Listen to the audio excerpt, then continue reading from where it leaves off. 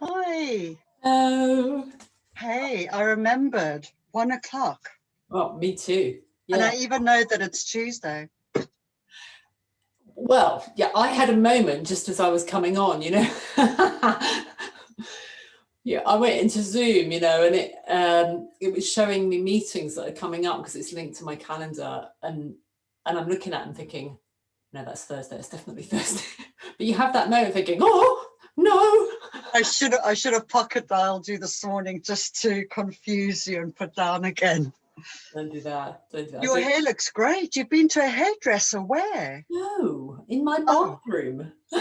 well, you've been cutting it yourself. Yeah. Really? Oh, I wish I could do that. Well, you Oh, probably can. Yeah, you can see here. And I've also straightened it. So straightening covers a multitude of sins. So I once heard a hairdresser say, which I thought was probably... that's interesting. We probably shouldn't have said that out loud to you. Now No. we know why they straighten and blow dry our hair Yeah. at the end. Yeah. I don't know if you can see, I've got someone at work to cut it a few weeks ago, and there's just a chunk at the back here that is longer than anything else. But when it's like that, you can't tell either. I think we're just getting used to lockdown hair. Yeah. But I started cutting my hair years ago before lockdown. I was going through my whole menopause, oh, my life is over kind of phase. And I couldn't earn any money, and I had I have to cut my own hair because I can't afford to. And so I watched a YouTube video on how to cut a fringe, and then just thought, do you know what I mean? And so I can't. That's awesome. I think I'm going to. I've always wanted to, and I did want Chris to try a few months ago, but then someone said it's not as easy as you think to get a straight line. But I suppose you could just go on YouTube and have a look. Yeah, and it's not. But then I think looks great. People, well, thank you. That's very kind. Probably next time it'll be all. Perhaps it was the straightness. But who's really, on the whole, looking at whether people's hair is straight or not? No one's going to really notice.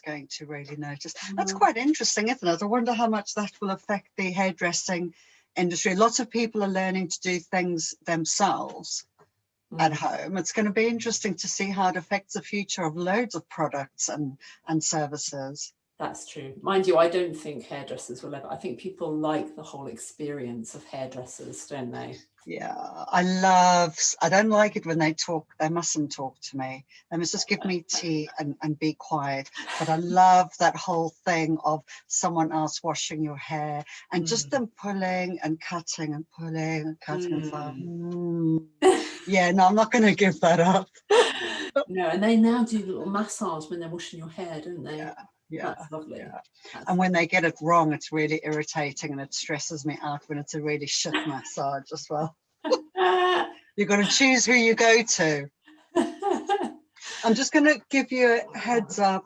I've got the dogs in the room with me, and Chris will be home in 20 minutes, and a guy's coming around to buy some bikes at the barn, so it's going to be a bit barky and hair sticking out. Yeah, it's going to be a bit loud in 20 minutes, I think. We can do loud. So we're at that part of the journey. In fact, it's always that part of the journey. But I think as you're at that part of the journey, at the beginning, it's all a bit shell-shocked and like, yes, just arriving at the screen is quite enough. Yes. And so all along, you can quite legitimately pose questions, like focus on your ask. Oh, hang on a minute, how does this affect this? Or why am I suffering over here? And all of that stuff. That's always up for grabs.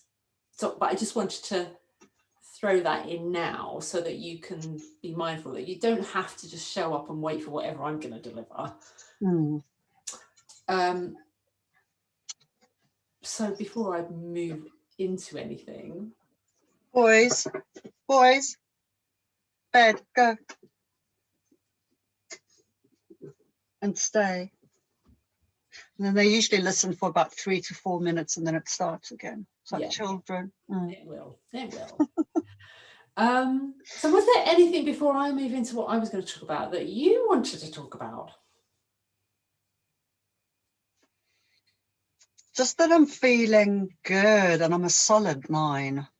That's wonderful. Yeah, that's very cool. And something about our conversation last week, just that thing of starting to think about what it is you might want, has resulted in me booking a week in a cottage in Shropshire to go walking with the dogs in June Nice. without my husband. I mean, he's welcome Oh, to come with for 2 days if he wants to. But I said I want to walk, and that's what I'm going to do. oh, And oh my God, I mean, that sounds easy when I say it like that, but we were supposed to go away the end of May to Turkey, and it's probably not going to happen. And I haven't had my vaccination yet. So I started looking at alternatives, and I found something really lovely, and everything's booked up. The whole country is booked up. I wanted to go southwest. Anyways, found something in Shropshire. And I said to him, you know, it looks really lovely. And I know you wanted to go away abroad, but we can, you know, I can walk, we can chill. And he's not that, I could see he's not that keen. So he managed to move the Turkey one to July. So there's a better chance that we do go. And I waited a few days. And I said to him, I said, I really like walking. I said, and I want to do a walking holiday. I said, and I found this place in Shropshire and I really like it and I want to go. Do you want to come with me? Not can I go? Because I mean, I'm a grown up. Do you want to come with me? And he's like, nah. I said, can I go? He said, nah. But I knew he's teasing. I said, do you want to come with me? Nah. I said, okay. So I said, what's going to happen is you can come with for the first 2 days if you want to for the weekend and then you come back home. I said, but I'm going to walk every day with the dogs and that's what I want to do. He said, yeah, no, you go. He said, that's wonderful. He said, why are you even asking me? I'm like, I don't know. I'm not asking you. I'm just kind of telling you I'm going and that's it. nice. Yeah, Nice. absolutely. And of course I knew he's never going to say no or stop me. And so what we've spoken about is that I stop myself before, you know, I cause the barriers, I create the problems. I mean, what was he going to say? No, you can't go. I mean, who does that? Nobody talks like that anymore. It's the kind of shit my dad would have pulled, which I suppose is why, you know, I resist and why, yeah, which is why I resist. But and he said, oh, you could ask a girlfriend to go with you. And I was thinking, yeah, do you know what? I want to go on my own. Yeah. Oh, yeah. There's a Yeah, lot. I could see it in your face. Oh, I think you need a week in Shropshire on your own as well. I really like Shropshire. I think it's a lovely county. Yeah. I know nothing about it except that there's Shropshire Hills and there's lots of walking and bring it on. Oh, you'll love it. I mean, I don't know if you were planning to go anywhere near a town as well while you were there, but Yeah. Shrewsbury is a lovely town. I think I've been once, but probably 30 years ago. So is that how you pronounce it? Not Shrewsbury, but Shrewsbury. Depends who you ask. I don't know. I've always said Shrewsbury, but I've heard a conversation on the BBC the other day, and they said, "Oh no, it's Shrewsbury." So I don't know. Shrewsbury. Because I know you spell it Shrewsbury, but I've always heard of Shrewsbury. I've also thought it's that way. But yeah, it sounds lovely. And I'm on a little cottage on a 6-acre farm, and the lady sounds very friendly, and the dogs are fine to come with, and there's loads of walks from there, and I cannot wait. Oh. Yeah, I think it's not celebrated enough, the joy of spending time on your own. And people might think that's mad after lockdown, but yeah. No, do you know, I spoke about this yesterday in the workshop. It depends on it. Some people need space, some people need me time, and I am one of those people. And I lose it more and more and more because there's so much going on at home with mouths to feed and busyness. And I have to make a concerted effort to get that space on my own. Some people don't need it. Chris doesn't need to go away for a week. I mean, I don't need to, but I'd like to. He doesn't, it wouldn't occur to him to do it, and he would rather not do it. He'd rather I go with him. He doesn't need space ever. I need space. And I think you just, and as I said this again yesterday, that you know, if you have a partner, if you're the person that needs space, then carve it out for yourself. And how do you do it when we're all living together under lockdown?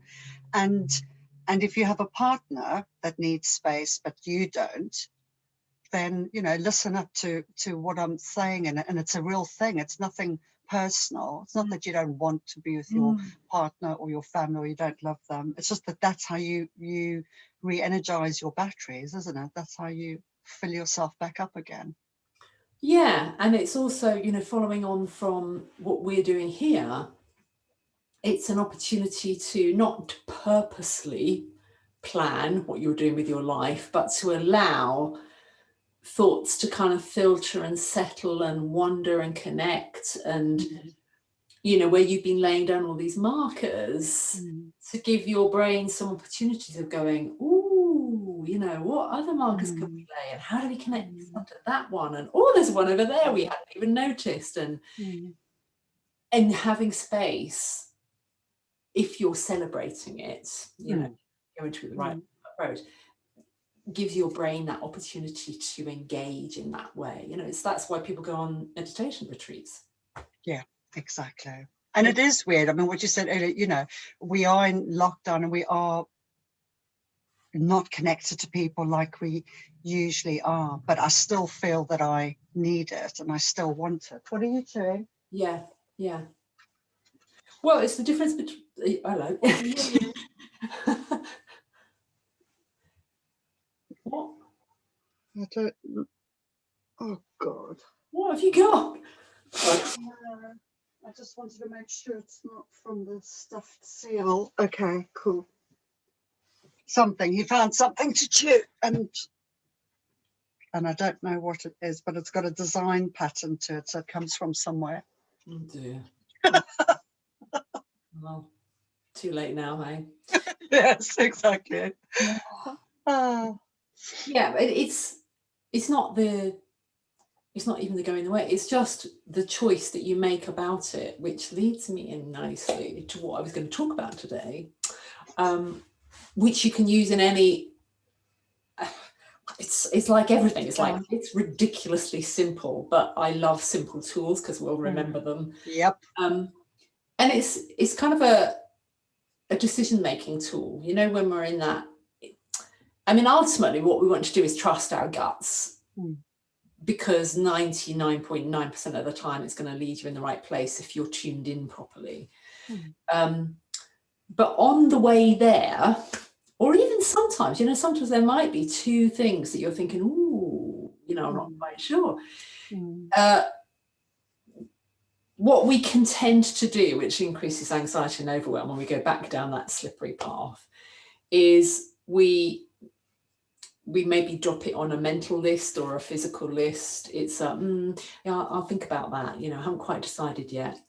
And we experience it with that whole decision fatigue thing, that every time we look at it, we still aren't sure about it.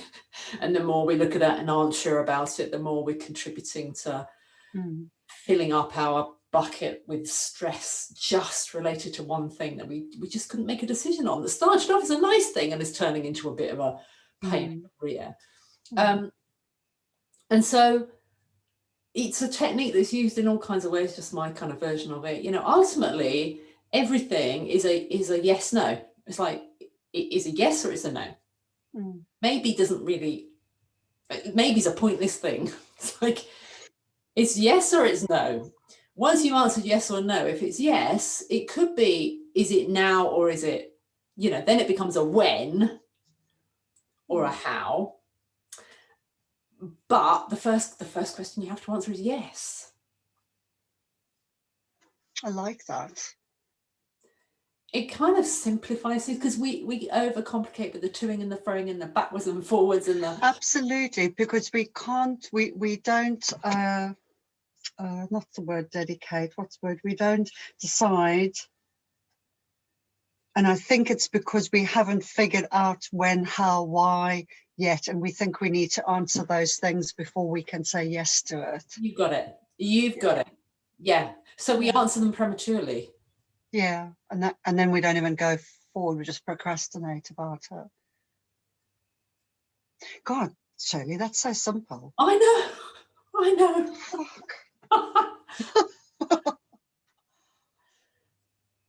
So you don't have to worry about all that other stuff now. Just decide whether it's a yes or no. Yes or a no. Yeah. I mean, if you're really stuck with a yes or a no, it's a bit of a halfway house, but you can go there if you want. And that's the traffic light, which is, you know, a red is a no, a green is a yes, an amber is a can't yet quite decide, you know. But personally, I prefer the yes no. But if you really get stuck with a yes or a no, then you can go, okay, I'll do the traffic light thing. But if you do the traffic light thing, you have to set a time limit on it. Yes, because otherwise that will just carry on regardless. Yeah, yeah. I mean, the whole point of an amber light is not don't stop. Ever move. Yes. Yeah. At some point, you're going to be moving. Yeah. And that's the key. But so if we keep it really simple, is it a yes or is it a no? Yes or a no? Yes or a no? Am I booking that holiday? Yes or no? Is it going to be Shropshire? Yes or no? Am I going with the dogs? Yes or no? Is Chris coming? Yes or no? Yeah. Am I visiting Shrewsbury? Yes or no? Am I calling it Shrewsbury or Shrewsbury? Do you want to know a secret? It was an immediate yes when she came back and she said it was available. And I spoke to Chris that night and it was a no. I came back to the computer and I booked it anyway before I then spoke to him properly and we, you know, and it was all discussed. But I booked it beforehand anyway. I paid the deposit beforehand because it was such a resounding yes. So that was an easier. That was probably an easier one. I really felt it. Well, there you go. So your gut came with you. And I think this whole idea of yes or no is also about retuning to gut instinct. I feel I used to think that my gut was always right. And I've always spoken about gut instinct. And I was going to say, but sometimes I feel it's not always trustworthy just because of who I am and my makeup and how I do things. Like, for instance, when I was drinking, and I'm not saying I was under the influence all the time, and even when I wasn't drinking, but I was still in that drinking period, my gut would have been influenced, and my head and my mental state would have been influenced by where I was at that stage, and especially towards the end when I wasn't particularly happy with how much I was drinking. So I have started taking the cautious approach to my gut. There's some gut things that are instant, like when I spoke to you the first time and I agreed in that first and only conversation we were going to do this. Booking the holiday is one of them. And then some other things I go with my gut, but I give myself some time to think it over to make sure that my gut is truth. I don't know how you feel about that, because, you know, everywhere where you read, trust your gut, trust your gut, trust your gut. But I don't know so much about that. I believe that your gut is 100% trustworthy, but I think what happens is when we're not customized and familiar with actually being guided by it, because we've been spending most of our lives following rule sets, norms, customs, even if our rule sets and norms are breaking rule sets and norms, like I don't want to follow those, therefore I'll break them, we're still following a new set of customs. You know, it's just like, just because I'm not doing that doesn't mean I'm doing what I really want. I just don't want to be doing that, so I'll do this instead. And I think we're insufficiently attuned to recognize the difference between a genuine gut instinct and the primitive subconscious mind masquerading as gut instinct. Maybe that's what I'm talking about then. I mean, tell me more about the primitive. How do you recognize then the difference between the two of a true gut instinct and? To begin with, you can't. I mean, when you're in that, like, life's out of kilter state, it's a bit like being presented with two identical twins and going, which one's which? You go, what? I don't know. You have to start by, you know, removing all of the emotional drama, the obstacles. You know, you have to start on the journey that we've been on. And yeah, because I think you have to be in a good place. You have to be, yes. Yeah, you have to be in a good place in order to trust your gut instinct. Otherwise, what you're basing it on is maybe just shaky ground a bit. Completely. Yeah, completely.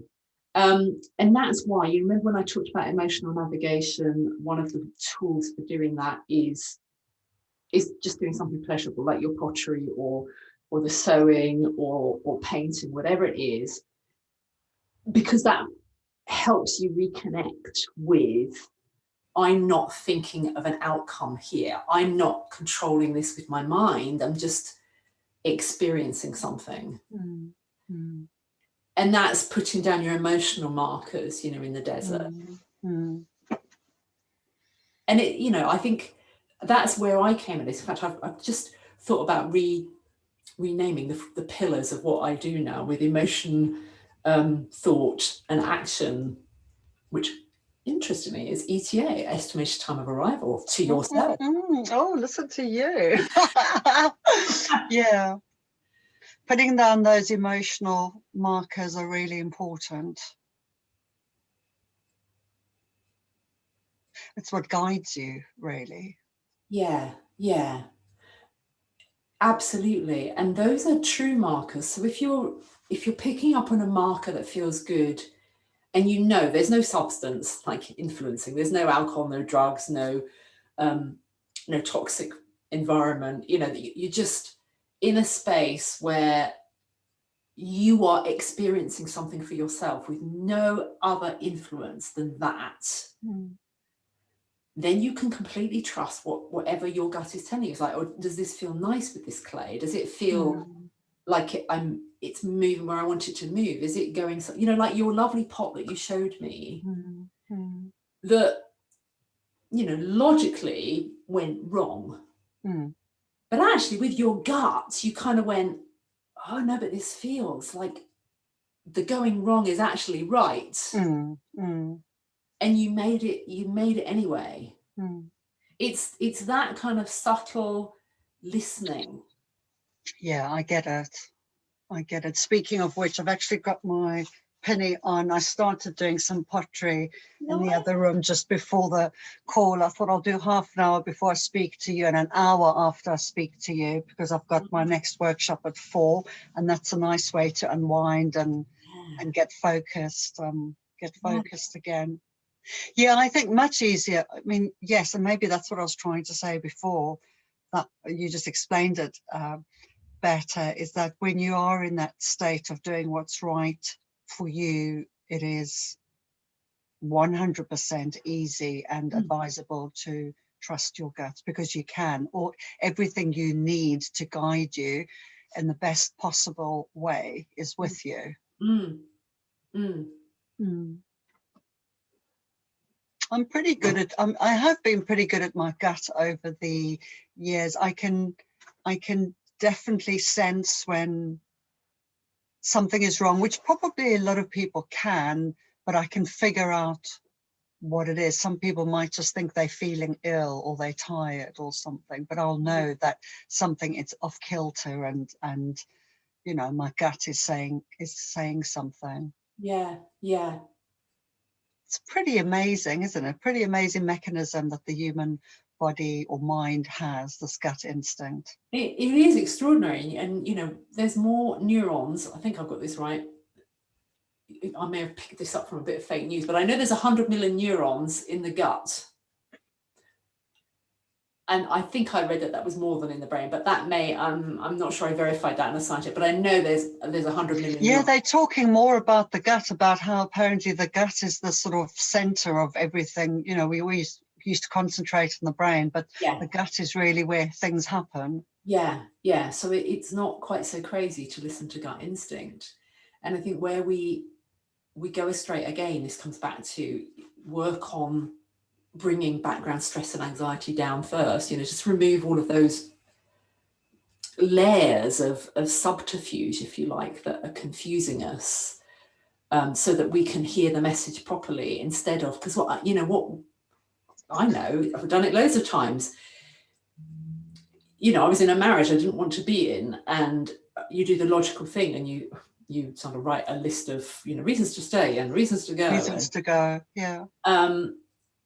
And you can't be sure, like, what is this telling me, and you will go for the list, or there'll be even if you don't recognize it, there'll be a voice of someone else in your past and what they might have said or done, yeah, or what society might think is the right choice. And what we can then misinterpret is, if our gut responds, I think that's it, we're not hearing it in the right way. So if our gut responds in a negative way, we might be negatively responding to the fact that we're trying to shut ourselves down.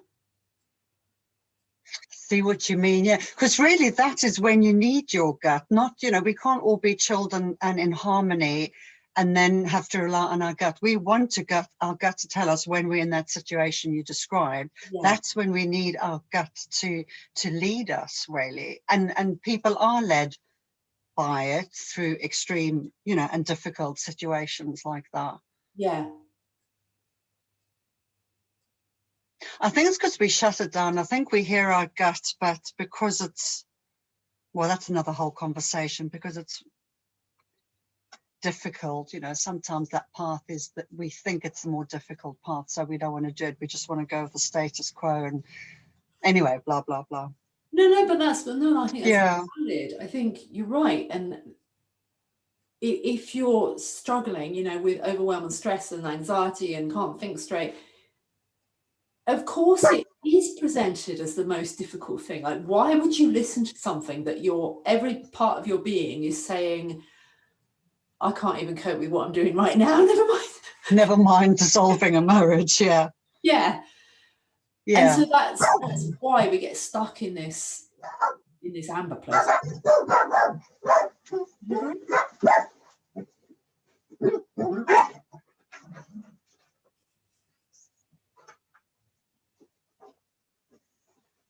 Right, husband can have them. He's back. Good. Yeah, he's back. He'll be outside with the client. Do you want to know a really interesting thing? I talk about synchronicity, talking about the gut. This morning when I was meditating, and it's happened more and more recently, I always do breath meditation, and I just have Tibetan bowls that go off every 5 minutes or whatever till I'm finished, and meditate in silence. And for the last, it's been a while now, but probably I've become more conscious the last few weeks. I've been focusing on my belly, but not necessarily breath in my belly, but just how my belly expands and how it feels and everything in my belly. And this morning I was sitting there meditating, and I was thinking, isn't that weird that I always go to my belly, and sometimes I hold it like a baby and I put my arms around it while I'm meditating. And there's something recently about, and I say stomach, your stomach's high. It's actually, you know what I mean, that lower section, but it's that whole sort of what we call, I suppose we call the belly. And I've just been showing it more love and care and breathing into there. And this morning I thought, that's really interesting, because usually it's all about your head, or meditation talk about your thought processes or your brain, or it's about your heart and light and in and out. And here I am focused on my belly, and now we're talking about belly and gut instincts, and that has just cemented that for me, that's where my focus is going to now be when I meditate. Because I couldn't understand why I keep on coming back to it's almost like there's like a person in my belly. Like this is, you know, when they talk about inner child and you've got to protect and look after, this is me, that section, that part, that's where it's all at. That's what this is all about, is in there. Yeah. It's weird. Ah, interesting. Never had that before. And I've meditated on and off for years. And I've always done breath work. But and like I said, it's not even about the breath in and out. I can just feel my belly expanding. My belly's been a bit sore the last two days, a bit achy. And I've been going with that, and I've been wondering like what that's telling me. But I've been so interested in the muscles and the movement and the sort of internal organs and what's happening there. Yeah, I don't know what that's about, but I'm going with it. Well, I think that's brilliant because, you know, when we talk about the gut, I always thought it was just the stomach as well, or the intestine, which is quite a big chunk. But it's counted in terms of where the neurons are, right the way from the esophagus all the way back down to your... Really? Yes. That's interesting. I also thought the gut was only sort of, I suppose, intestines, colon, things like that. Yeah. Mm. So, but it makes perfect sense when you think about where tension can often, like, it can shut down your throat. Yes. Yes, your heart, your chest gets so tight you can't breathe, or your throat constricts and you can't talk, you can't swallow. Yeah. I mean, there's so much in there that's really fascinating, and that's one of the things I'm kind of trying to explore at the moment is dive into the gut brain axis and look at how, you know, I can add something into what I'm already doing, and, you know, advise people that not to not do this, but to maybe do something with the gut as well. Yeah, I like that. I think it's definitely worth exploring, and it has been recent years that they've discovered sort of more and more about the gut, which is really interesting. God, science is amazing, really, and medicine is amazing. Well, it's not medicine, it's science. Yeah. Huh. Yeah. There we go. We're on the same page. As ever. So the emphasis from here on out for the rest of this is, you know, obviously we'll always come back to anything, but, you know, you're at a 9, so I'm not saying people never slip back one step, but I've never worked with anyone that slips back more than that. And even I did wonder, and I was going to ask you about that, whether people do, or you do for a little bit and then, you know, you go back up again. But I'm not. I think initially I was worried about going up in case I can't maintain it. Yeah. And I didn't want to move from where I was. And now I feel sort of quietly confident that even if that I went down, there would be a reason for it. Yeah. And I would be able to reflect and get back to where I am now, or even better. So You totally got it. Yes. Yeah. Yes. That is my experience. And, you know, I've worked with people that, so it's not just a case of, oh, well, I would say that because they work with me, they're great, then they go and I have no idea what happens to them. But there's a lot of clients that I've worked with in the past who have stayed in touch, you know, some have become friends, and, you know, from time to time, they've kind of not fully trusted and they've maybe come back, but they've come back for maybe 1, 2 sessions, and they're fine. They're fine. They realize they have the tools. They know what to do. So they don't. I think that's the thing, that I think you have to work the program and you have to do it. And luckily I've been doing some of it before. You know, none of this, we spoke, none of this is new. I'm just hearing it in a different way. And I had already been applying some stuff in the last 2 years. And that's probably was my foundation for when I started with you. And honestly, Shirley, I still get excited. The simple things of, you know, minimizing my distractions and sorting out my to-do list. Those 2 things, if I've learned nothing else, are life-changing, because that has got rid of my overwhelm, that has got rid of, you know, load, anxiety.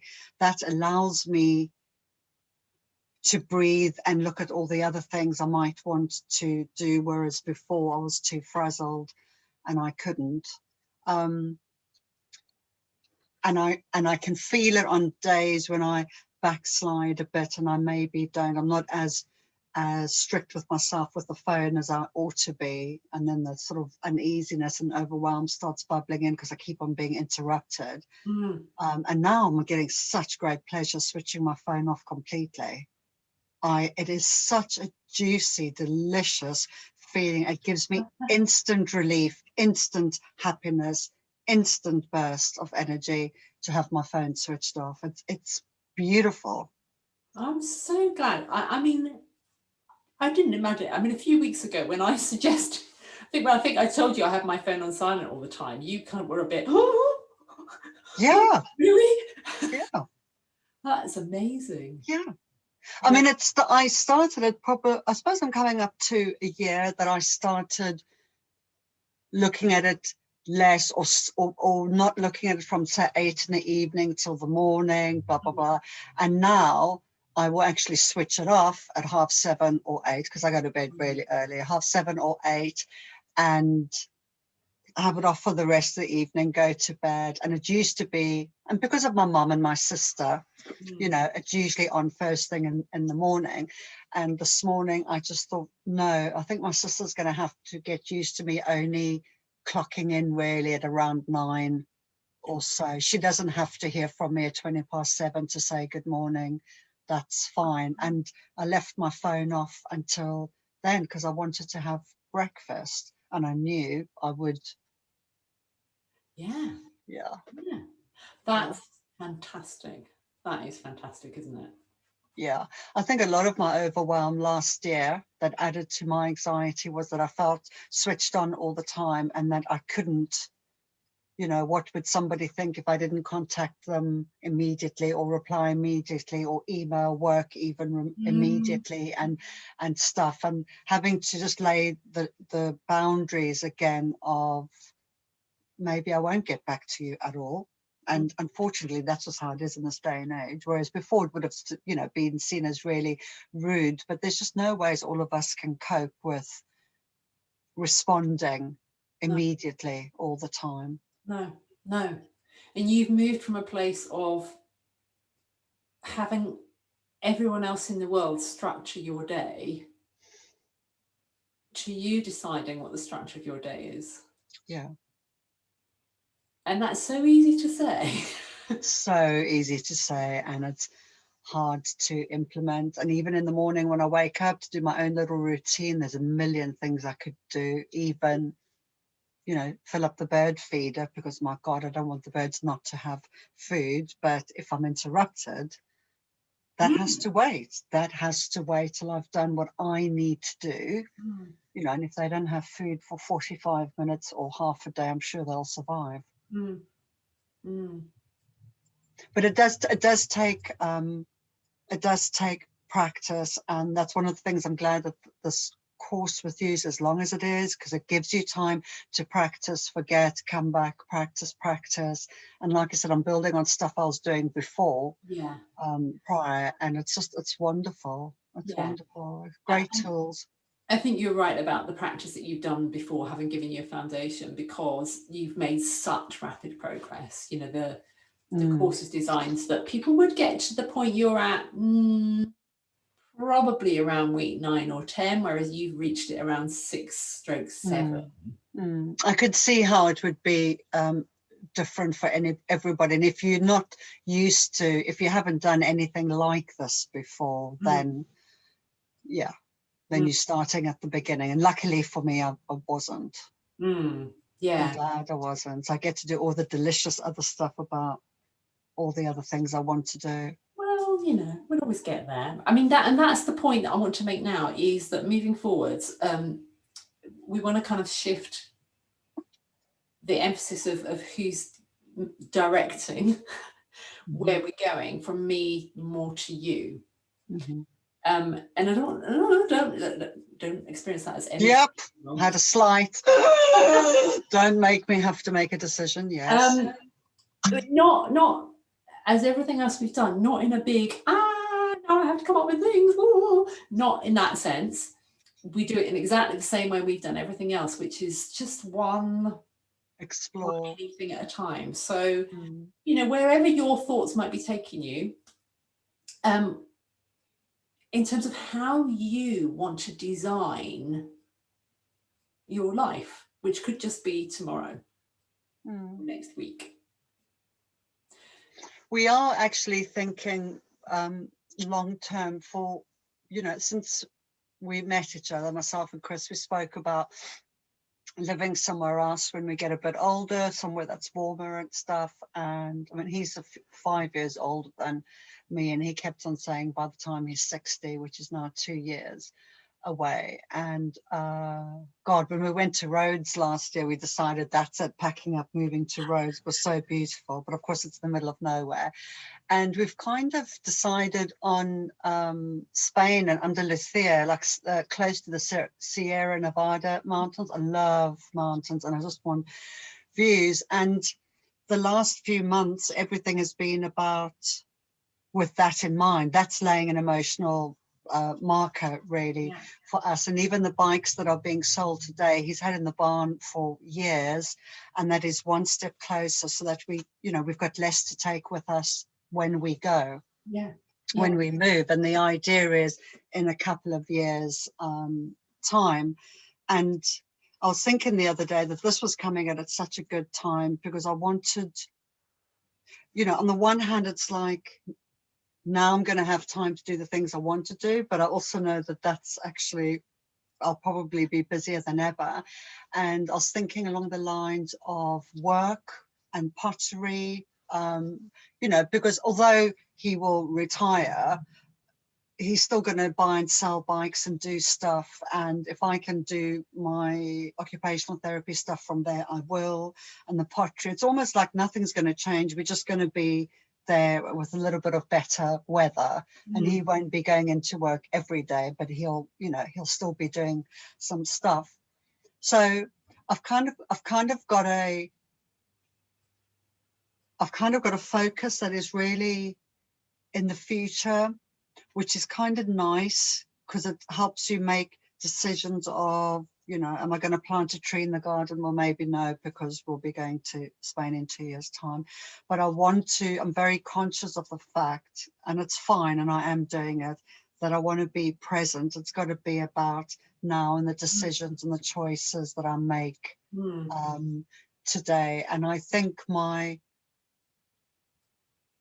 more immediate focus is concentrating on pottery.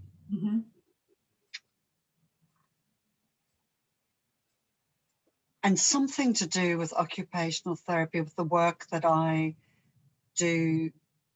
I enjoy the talks, I enjoy the workshops, especially the workshops, because it's less people, it's 10 and you can chat and stuff. And I'm good at it. You know, I'm good at the connecting, communicating, and also the subject matter is right up my street, and wondering what I could do with that. And even, you know, yesterday I did 2 hours, and there was one girl, she is a girl, she's young still in particular, that spoke, and she still had some unresolved issues, but it wasn't like a session. I mean, I couldn't just do one-to-one work with her. So I wrote to her this morning, and I just said, you know, just maybe think about speaking to your line manager about the concerns that you have, because they're valid and things like that. And it made me think, and even before yesterday, that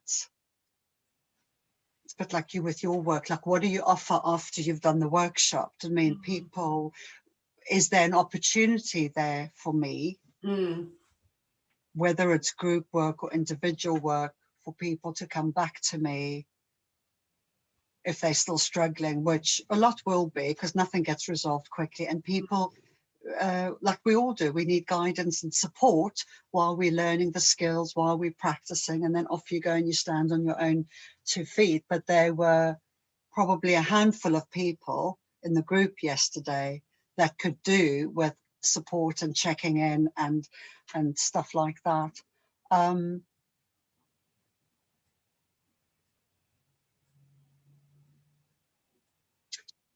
and yes, I don't really know where that's, where that's going to go. But then when I think about Spain in the long term, that kind of stuff I can do anywhere, because we are doing it online. Nothing's face to face at the moment, and isn't going to be for a while. So that was just something in my mind, work wise. And it's not strictly occupational therapy anymore. I've always been interested in psychology and the brain more than I've been interested in. I finished my degree just because I thought I ought to. I didn't, I wasn't particularly interested. I'm not working as a regular OT, and I have to make sure, and I don't class myself as a therapist or a counselor, and I'm not. I see it as goal planning, really, which is something OTs definitely do, steps to get to where you want to, looking at yourself, the environment, your interest, which is pure occupational therapy. But I'm maybe just doing it more from a mental health point of view. So just got lots to think about at the moment. I kind of feel like I had good the whole feedback thing. It's so difficult. We got to the you were so brilliant in your reply on Facebook. Thank you. I suspect you were brilliant, and I was going to say I was.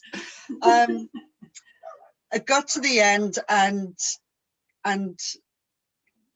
I was tired, and they were tired, and we were a little bit past the time, and I'm just so aware I don't want to keep people over time.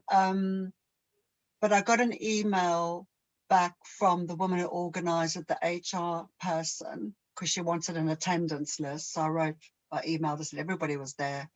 And she said, thanks. She said, I've heard great things, 2 exclamation marks, not just 1, 2. I'm balancing my worth and validation on 2 exclamation marks, which is really great. And I enjoyed it, and I just think maybe there's opportunity in there for me to do work that I love and to be paid for it.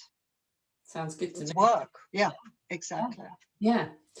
So you've got a lot of the core ingredients, what you want. So what I think would be useful to just gently think about, either in your meditation or anywhere else. So you've got your core big goal that you've already set on, which is the move to Spain. So that helps you, as you've already highlighted, that helps you make some of the decisions, like, shall we plant a tree or not plant a tree? Shall we buy a bike or not buy a bike? So that big goal is there, and that's governing some of your decision making. But what you can also do, if you think about, we tend to go for the big stuff or the minutiae of who do I need to ring now? But we're not quite so good at the small stuff that's somewhere in between, and it's really quite small. So it's about, how might I like the ordinary structure of every day? It's actually quite a big thing. What might that look like? And we never ever think about that. I'm just going to mute while you talk. Is the dogs bothering you? No, Can you hear I can't them? hear them at all. Oh my God, they're driving me nuts. Okay, I can't mute them. Yeah, they're in the room next door. Okay, tell me more about the day itself. So we never think about this. We think about the big stuff and the tiny stuff, but we never think about, how would I actually like my ordinary everyday to look? And although I've never asked you that question, you have actually started to think about that in terms of when you say about, my phone is off, I'm going to have breakfast. But it's still at the moment a little bit ad hoc, a little bit, might go here, might go there, and it always will do. But if you imagine this like a room, that your day is a room that is empty right now. There's nothing in it, no pictures on the wall, no paint, no furniture, nothing. For a room to feel right and look right, we've got to start with a few core decisions.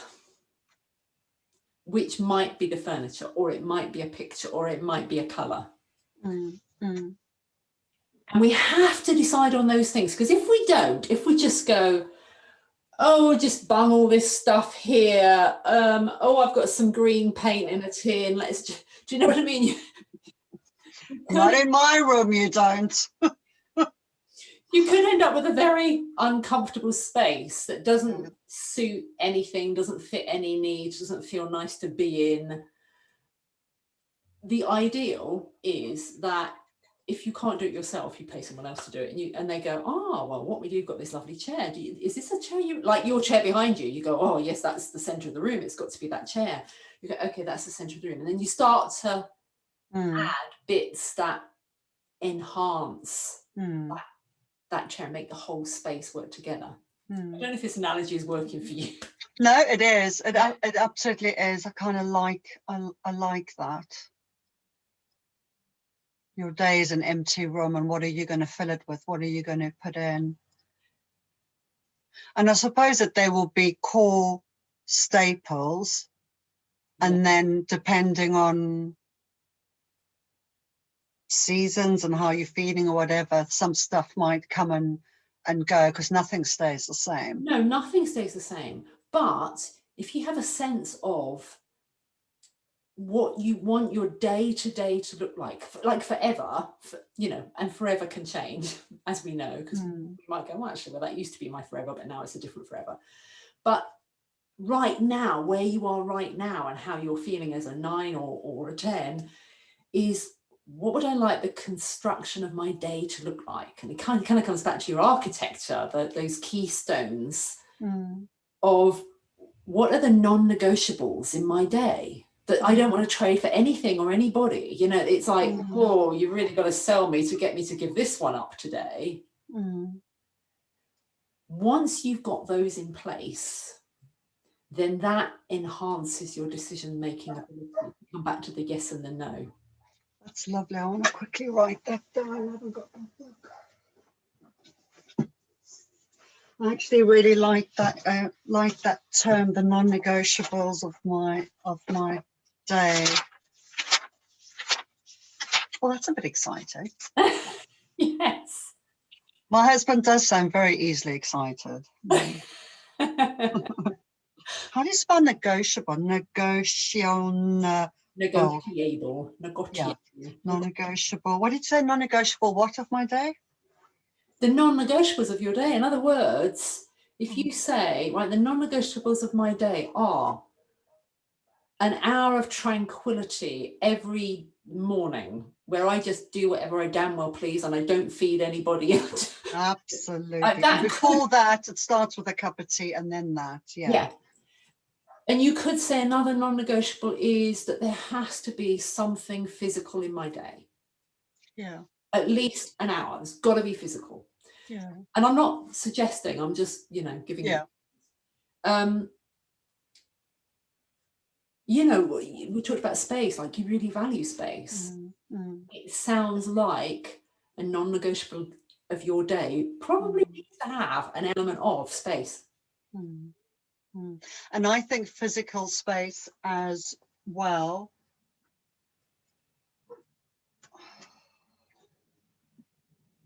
You're so naughty, I can hear it. Physical space as well. It's really interesting with Chris. Chris spends all his time in the lounge and he barely comes into this room, which is lovely, which is where the dining room table is and where we do this and where I do my work and I sew in here. And then there's a little room to the side, which is really where the cat litter tray is and the Hoover, but it's also where my little desk is where I can do pottery.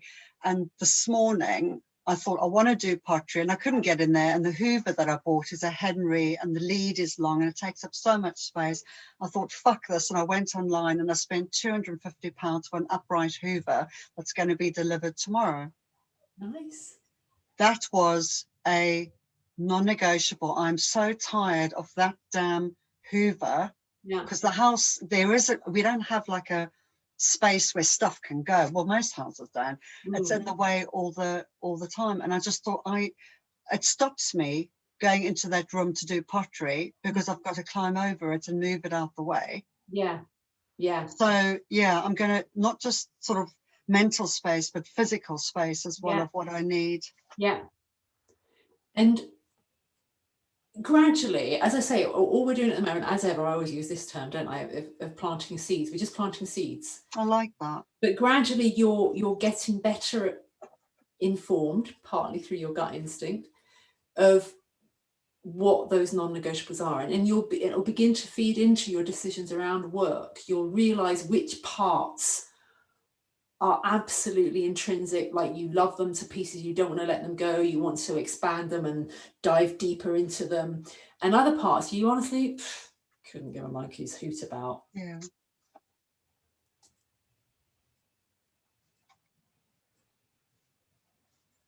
I think this is a really nice way to start developing and building those building blocks, really, of what it is. Gosh, so simple but so effective. I love it. Well, it is, because what we're mostly taught to do, especially if we come through business training, as many of us have, is it's all very linear. It's like there's a goal here and a goal there and a goal there, and it's all like, whereas that's not how we function. We aren't linear. We are three-dimensional, even four-dimensional. It's like we need to get ourselves in there and go, what does this look like? What does it feel like? And I know people talk about that too, but I think having a physical, like a mental image of connecting what it looks like with what it feels like, even if it's a metaphor. And I think you've got a better chance of getting there and clearer of what to know what there looks like if you do this groundwork. Yes, because once you've got I'm so glad you said that. It's like a blueprint almost. Yeah, so once you work out the structure of your everyday, okay, my days need to look pretty much like this. You know, I can flex a bit, but most of the days I want them to look like this and feel like that. Then you can look at the more traditional goal setting of how much do I want to earn? You know, how quickly do I want to earn it? Does the money even matter at all? Do you know what I mean? Then you can ask those more material, tangible, measurable things, and then extrapolate it back without negotiating your day. Go, okay, so I want to achieve that whilst my day looks like this. That's a different thought process. That's not, oh, let me turn my whole desired day on its head, upside down, back to front, because it doesn't fit that goal. You make the goal fit the day you want. So building, okay, so just to be clear, I understand. So building this day, the structure, the groundwork is really about time, and space. It's not, I'm not looking at what work I want to be doing in that day. I'm thinking maybe I want to do 3 hours of whatever the work is I'm going to be doing. Yeah, so it's more really about structure and time. Yeah, I mean, the type of work will come into it. So don't put too rigid boundaries around it, because if what comes into it is, oh my goodness, like I didn't realize this, but now my gut tells me that this idea of doing psychological work is really big, that's the bit in the center of the room, then that informs you. Yeah, it's exciting. Oh, I'm looking forward to this. I like you planting little seeds. You got me sewing, you got me pottering, you got me buying a Hoover, you got me booking a holiday. I love it. Yeah, that's great. I love all these planting seeds. Yeah, nice. That's nice. That's going to be something lovely to work on, and I can see I'm going to sit down and sketch, because I like visual, and I like drawing and writing. Well, there you go. Perhaps part of your non-negotiable little room. I love her. But you know, it could just be that liking drawing and writing, you suddenly think, oh well, I can just pull that into the way I work. Then you're getting creative with it.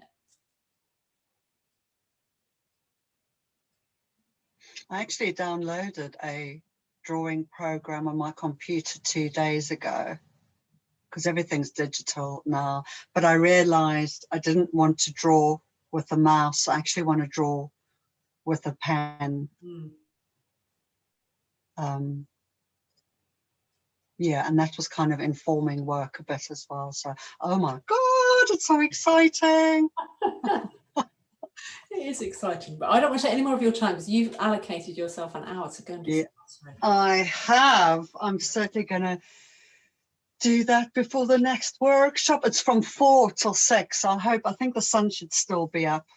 And we're doing it on Microsoft Teams, and you can change the background really easy. So yeah, well, I'm getting better at Teams. Thank you. And I'll see you on Friday. On Friday, I look forward to it at 10 o'clock in the morning.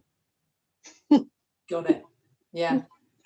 Thanks, Shirley. All right, lovely to see you. Have a good rest of the week. Thank you. You too. Bye. Bye.